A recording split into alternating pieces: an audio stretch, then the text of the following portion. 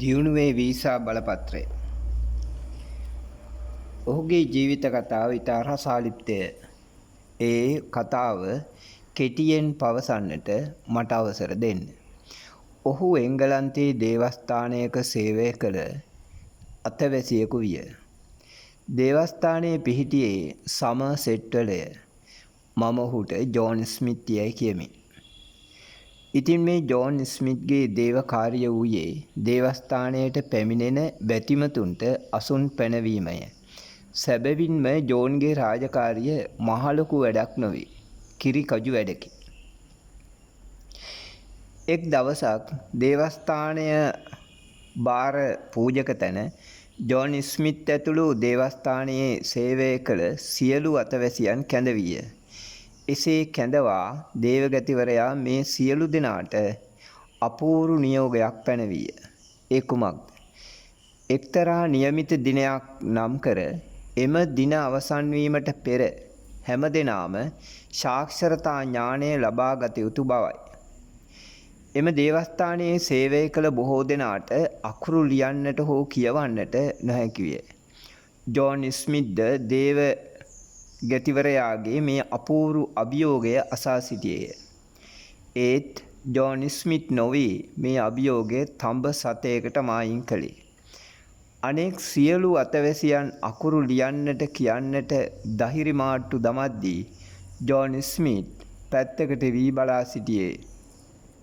දේවගතිවරයා සිය ගෝල බාලයින්ට අකුරු ලියන්නට කියවන්නට ඉගෙන ගන්නට කල්දුන් අවසන් දිනයද උදා විය.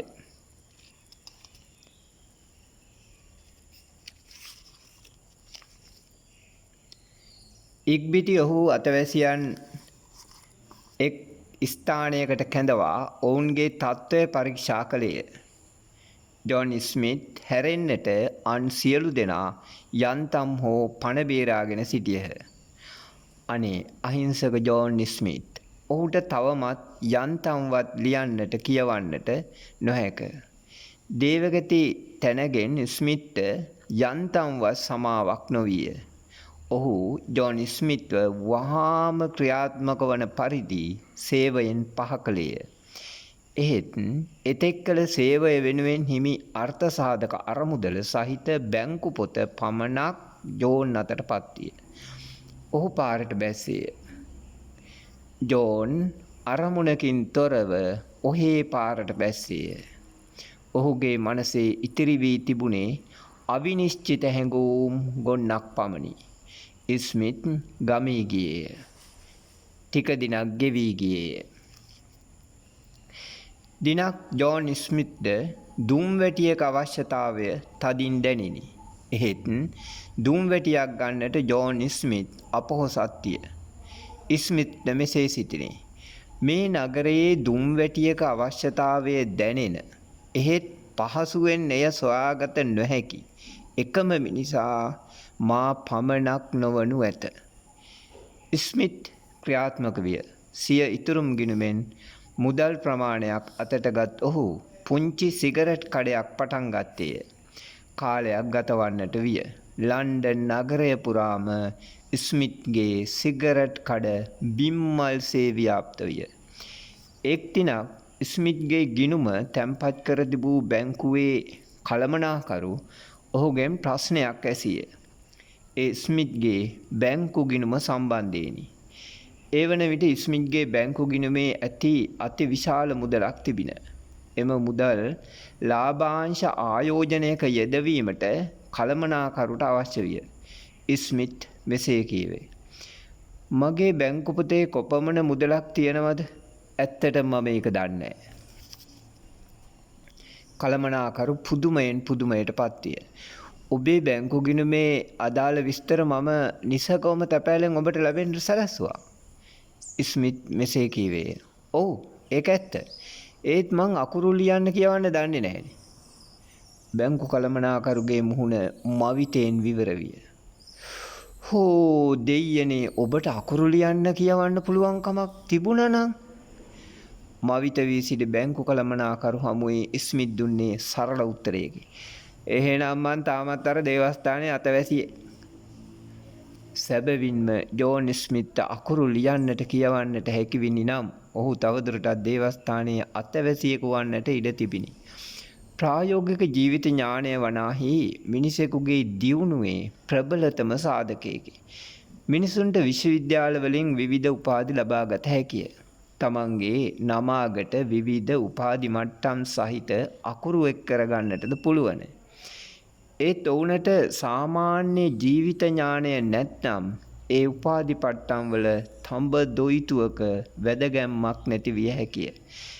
එබන්දකට සිදුවන්නේ ස්මිත් වැනි සුළු ව්‍යාපාරිකයන් සූර ව්‍යාපාරිකයන් යටතේ මාසික වැටුපකට වැඩ කරන්නට.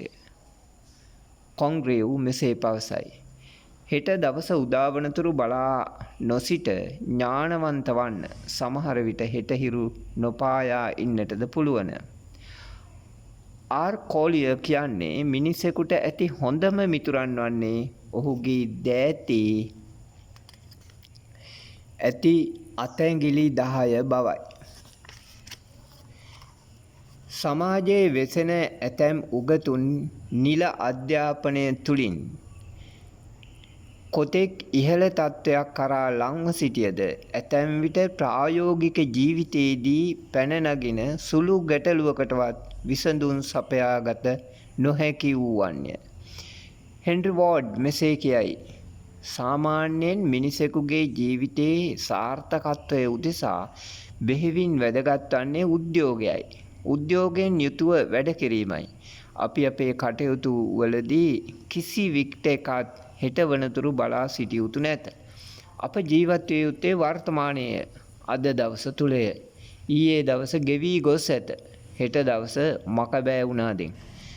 ඔබ අද දවසේ සාර්ථක විය යුතුය.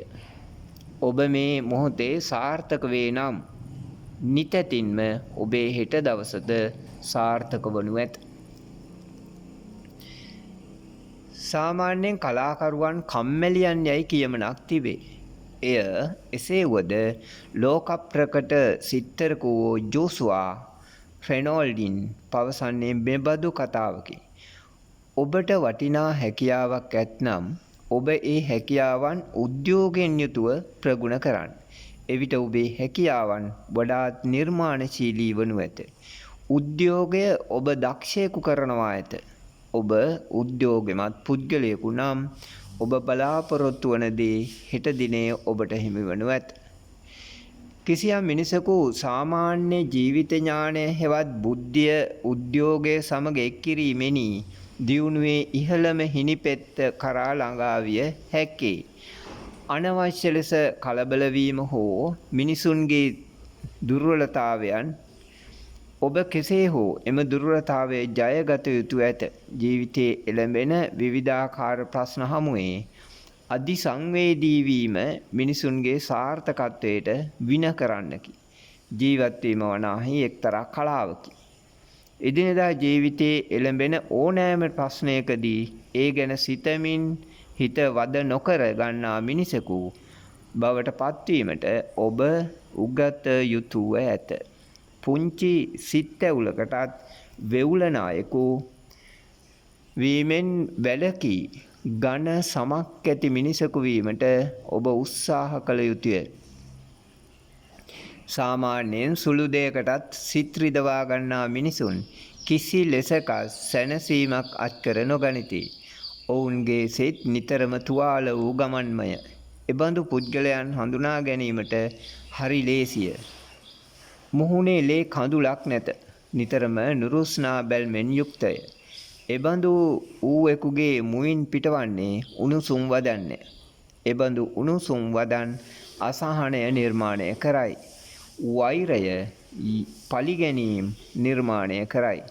කඩු කිනිසි වැනි අවියාවුද ගිනි අවි පැතිරියන්නේ මෙබඳු සමාජයකය. අප බොහෝ දෙනෙකු සමාජයේ වෙසෙන අනෙක් මිනිසුන් දෙස සැකයෙන් අවඥාවෙන් බැලීමට හුරු පුරුදු වී සිටිති. මේ නිසාම වැරදි අවබෝධයන් හා වටහා ගැනීම පැතිරෙයි. නිරන්තරයෙන්ම Taman 100% නිවැරදි යයි සිටීමද අනෙක් පාර්ශවයේ 100% වැරදි යයි සිටීමද අප බොහෝ දෙනෙකු සතු මෝඩ වටහා ගැනීමකි. සමාජයේ පුරා මානසික අසමතුලිතතාවය පැතිරී යන්නේ මෙබඳු හේතුන් නිසාය. මුවට නැගෙන ඕනෑම වචනයක් කිසිම වගකීමකින් තොරව දෙසා බෑම සමහරුන්ගේ සිරිතකි. මේ නිසාම එබඳු වදන් බොහෝ විට